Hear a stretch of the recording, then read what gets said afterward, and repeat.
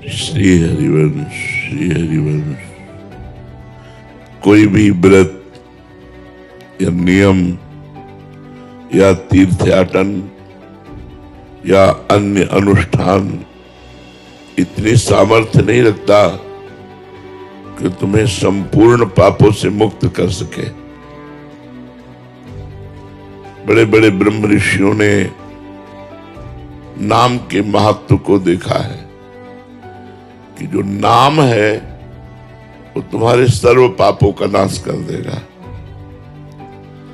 ना निष्कृतैर रुदितैर ब्रह्मवादिभिः तथा विशुद्ध्यन्त्य भगवान व्रतादिभिः यथा हरेर्नाम पदैरुदाहृतैः उत्तम श्लोक गुणोपलम्भकम। भगवान उत्तम श्लोक श्री हरि, श्री राधा, इनके नाम में जो पाप नाश करने की, दुख नाश करने की सामर्थ्य है, बड़े बड़े ब्रह्म ऋषियों ने बड़े बड़े व्रत और अनुष्ठानों का वर्णन किया है, उनमें इतनी सामर्थ्य नहीं है। इसलिए पहले विश्वास करो। नाम संकीर्तनम यस्य सर्व पाप प्रणाशनम। भगवान का नाम जप, नाम कीर्तन इतना प्रभावशाली है कि तुम्हारे बड़े से बड़े घृणित जो घोर नरक भोगवाने वाले हैं उन सब पापों को नष्ट कर देगा। नाम जपते जपते भगवान के गुण और रूप दोनों प्रकाशित होते हैं। भगवान के गुणों का चिंतन होने लगता है और भगवान के रूप का दर्शन होने लगता है ध्यान में। जब आपका अधिक नाम जप होगा और आपके पाप कम होंगे तो भगवान के गुणों का चिंतन होता है। भगवान के नाम का जप करते करते भगवान के महान आकर्षणकारी सौंदर्य समुद्र सुख प्रदान करने वाले रूप की झलक आने लगती है। भगवान की नाम महिमा भगवान की दिव्य लीला में प्रवेश दिला देती है। इसलिए नाम व्याहरणम विष्णुर यतस्तद विषयामति। ऐसे नाम जप करो जैसे विषयी पुरुष विषयों का चिंतन करता है। जो भोगी पुरुष होता है वो रात दिन मानसिक चिंतन भोगों का ही करता है। हम ऐसे भगवान के नाम का चिंतन करें जैसे विषयी पुरुष विषय का चिंतन करता है। भगवान के नाम का यदि एक एक श्वास, एक एक क्षण, एक एक सेकेंड जप होने लगे, विस्मृत होने पर ऐसा अनुभव कि मेरे से अपराध बन गया, हानि बर्दाश्त न हो, तो रस मूर्ति भगवान बहुत जल्दी हृदय में प्रकाशित हो जाए। एक एक श्वास, एक एक क्षण, एक एक सेकेंड यदि हम नाम जप करें और नाम जप में बाधा बर्दाश्त न हो, नाम जप छूटने पर ऐसा लगे जैसे कोई अपराध बन गया, तो बहुत जल्दी भगवान हृदय में प्रकाशित हो जाए। एकस्मिन् नप्यतिक्रांते मुहूर्ते ध्यान वर्जिते दशभिर मुसिते नैव युक्तमा क्रंदितुम भ्रशम। बहुत ध्यान देने योग्य बात कर रहे हैं। जैसे हमारे पास कोई धन हो और कोई लुटेरा लूट ले तो हम हाय हाय करने लगते हैं,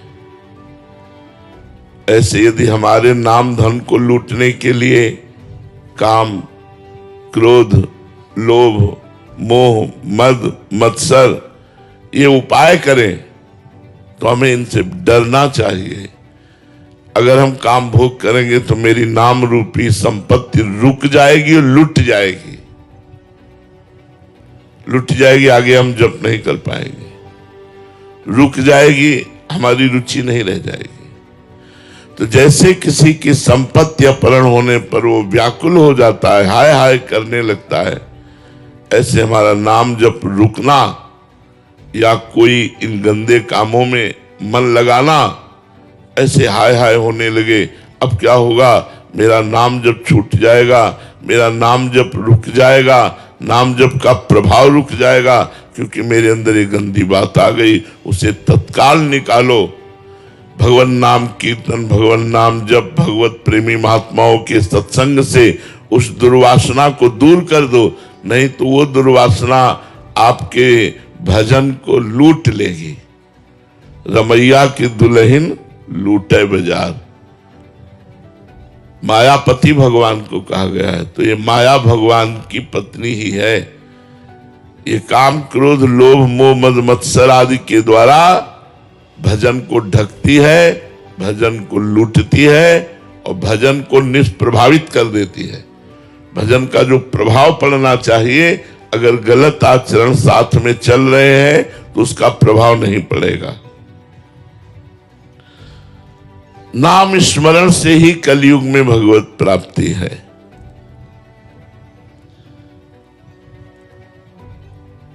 भगवान व्यास देव जी गंगा स्नान कर रहे थे तो बड़े बड़े मुनियों ने कलयुग की गलत चाल को देखकर विचार किया कि लोगों का उद्धार कैसे होगा, क्योंकि लोग झूठ बोलना कोई पाप नहीं समझते। देखो कलयुग का प्रभाव, नहीं तो लिखा है, कबीर साहब ने भी कहा है, साच बरोबर तप नहीं और झूठ बरोबर पाप, जाके हृदय साच है ताके हृदय आप। गोस्वामी तुलसीदास जी ने लिखा है, नहीं असत्य सम पातक पुंजा, बोले झूठ बोलने के समान कोई पाप नहीं है, बड़ा पाप है। कोई मानता है? देखो कलयुग का प्रभाव। अब दूसरा, अधर्म के द्वारा कमाए हुए धन को लेना या देना, दोनों पाप है। क्योंकि पाप कर्म करके धन कमा कर यदि संतों को दोगे या किसी को भी दोगे तो पाप कर्म का कमाया हुआ धन दूसरों की बुद्धि को जाके भ्रष्ट करेगा, तो वो भी पाप बनाना कहाँ मानता है कोई। अच्छा, मदिरा पीना ये पंच महापापों में कहा जाता है। अगर आप बढ़िया गंगा जल से शुद्ध शरबत बना करके पवित्र भोजन सब परोसिए, लेकिन अगर गंदी बातें खाने में ना होए, मांस है, मदिरा है, तो पार्टी ही पार्टी नहीं माने। अरे बोले क्या है यार, उनके पैर धोवे, हाथ धुलवावे और उनको आसन में बैठलवावे और उनको बड़े सुंदर सुंदर पदार्थ और खूब पवित्र भोजन पवावे, लेकिन शराब और मांस का प्रयोग न हो तो आज की पार्टी पार्टी नहीं कही जाएगी। तो मुनियों ने विचार किया कि कलयुग पापों की बाहुल्यता है, इसमें बहुत, इसमें पाप है, बहुत पाप है। पराई माता बहनों की तरफ गंदी दृष्टि से देख लेने का पाप होता था कि हमने देख लिया, यह तो माने नहीं जाता पाप है, मनोरंजन माना जाता है। लिव इन रिलेशन क्या है, क्या है ये? गंदी बात ही तो है ना। जब मन आवे तब आप अलग हो जाओ, वो दूसरे से, वो तीसरे से, वो चौथे से। कलयुग पापों का विस्तार करेगा। तो मुनियों ने विचार किया कि पापों से कैसे बचा जाए। तो भगवान व्यास देव जी उस समय गंगा जी में स्नान कर रहे थे। समस्त वेदों का विस्तार करने वाले और समस्त साध्य और साधनों के ज्ञाता और 18 पुराण के रचयिता भगवान व्यास देव जी हैं। तो सबने सोचा चलो व्यास जी से चल करके प्रश्न करते हैं। तो उस समय जो ही सब मुनि गए तो उन्होंने कह रहे थे, साधु कली, साधु कली, साधु कली, धन्य है कलयुग को, धन्य है कलयुग को, धन्य है कलयुग को। साधुवाद दे रहे थे, गंगा नहाते हुए कलयुग की जय बोल रहे थे भगवान व्यासदेव जी। तो ऋषियों को लगा शिकायत तो करने हम यही आए थे कि कलयुग पाप का विस्तार करेगा, लेकिन यहां उल्टा है, ये कलयुग की जय बोल रहे हैं। तो ऋषियों ने पूछा, उनको बड़ा आश्चर्य हुआ और अपने संदेह का निराकरण करने के लिए पूछा कि आप साधु कली, साधु कली, धन्य है कलयुग की, साधुवाद है कलयुग को, तो आप कलयुग को साधुवाद क्यों दे रहे हैं? क्योंकि वो तो पापों का विस्तार कर रहा है। भगवान व्यासदेव जी ने बताया, 10 वर्ष सतयुग में जो तपस्या करने का फल होता है, वो 1 वर्ष त्रेता में तपस्या करने से मिलता है, और 1 मास महीना द्वापर पर साधना की जाए तो फल प्राप्त होता है। और कलयुग में 1 दिन रात, 1 दिन रात। जो सतयुग में 10 वर्ष तपस्या की जाए फल मिलता है, कलयुग में 24 घंटे में मिल जाएगा। इससे बढ़कर और कौन सी बात होगी? 10 वर्ष तपस्या और 24 घंटे तपस्या। सतयुग में तपस्या, ब्रह्मचर्य,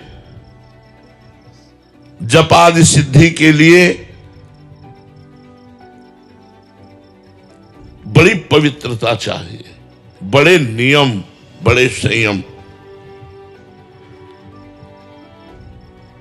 कलयुग में अपवित्र पवित्रो वा सर्वावस्थांगतो पीवा यह स्मरेत पुंडरीकाक्षम सवायाभ्यंतरा शुचि। आप पवित्र हो या अपवित्र हो, कोई मतलब लेना देना नहीं। आप राम राम कृष्ण कृष्ण हरि हरि राधा राधा रट रहे हो, तो कलयुग केवल नाम आधारा, सुमिर सुमिर नर उतर ही पारा। ध्यायन कृते यजन यज्ञ त्रेतायाम द्वापरे अर्चयन यदाप्नोति तदाप्नोति कलो संकीर्त केशवम। जो 10 वर्ष ध्यान करने से लगातार सतयुग में फल की प्राप्ति होती थी, वही वर्षों त्रेतायुग में यज्ञ का अनुष्ठान करने से, वही कई दिनों पूजा अर्चना का अनुष्ठान करने से द्वापर में, लेकिन कलयुग में 24 घंटे नाम संकीर्तन रखने से सब पापों का नाश होकर जो वहां 10 वर्ष साधना करने पर प्राप्त होता है वो प्राप्त हो जाता है। कलयुग में सबसे बड़ी समस्या है मन का ना लगना। इसको नाम जप में लगाओ, ये नाम जप में नहीं लगता, भोगों में लगेगा, मोबाइल में लगेगा, मोबाइल की रील देखने में बहुत लगेगा, फिल्म देखने में लगेगा, संसार देखने। देखो गुण दोष में सारा संसार है, मोबाइल में गुण भी है। मोबाइल की कृपा से ही आप यमुना किनारे बैठे हो। अगर मोबाइल में आप सत्संग न सुने होते तो यहां दौड़ करके यमुना किनारे ना आते। अगर हम मोबाइल से गुण लें तब तो लाभ मिल जाए, पर दोष भी है। आप कुछ सेकंड में ही सर्च करके गंदी से गंदी बात देख सकते हैं, वो जेब में है एकांत में बैठ करके। तो लिखा कि कलयुग में सबसे बड़ी समस्या ये है कि मन बड़ा चंचल होकर के विषयों में जाता है। अगर हम इस कलयुग में अपने मन की चंचलता को रोककर भगवान के नाम जप में लगावें तो जितनी जल्दी कलयुग में भगवत प्राप्ति होती उतनी जल्दी और किसी युग में नहीं होती। अत्यंत दुष्टस्य कलेर यमेको महान गुणा। यद्यपि अत्यंत दुष्ट है कलयुग, अत्यंत दुष्ट, सबकी बुद्धि को गलत आचरणों में लगाना, लेकिन महान गुणा, उसमें एक महान गुण है, कीर्तनादेव कृष्णस्य मुक्त बंधा परम ब्रजेत। अगर कृष्ण कृष्ण कृष्ण राधा राधा राधा ऐसा आप जपे तो आपको समस्त पापों से मुक्त कर देगा। इसलिए हमारी प्रार्थना है सबसे, अन्य साधन बने तो कोई रोक नहीं, पर निरंतर नाम जपने का अभ्यास करो। माला से न जप सको तो काउंटर से जपो, काउंटर से भी नहीं तो ऐसे ही जपो। भगवान गिन रहे हैं, वो आपकी एक एक श्वास गिन रहे हैं, आपकी एक बात देख रहे हैं, आपका एक एक नाम भगवान नोट कर रहे हैं। जैसे मैं से जप रहे राधा राधा राधा राधा राधा, तो हम नोट करें या ना करें, भगवान नोट कर रहे हैं, उसका फल आपको मिलेगा। कलयुग में सर्वश्रेष्ठ और समस्त पापों का नाश करने वाला महान साधन एकमात्र भगवान का नाम है। इसलिए खूब राधा राधा रटो। अब प्रश्न करो।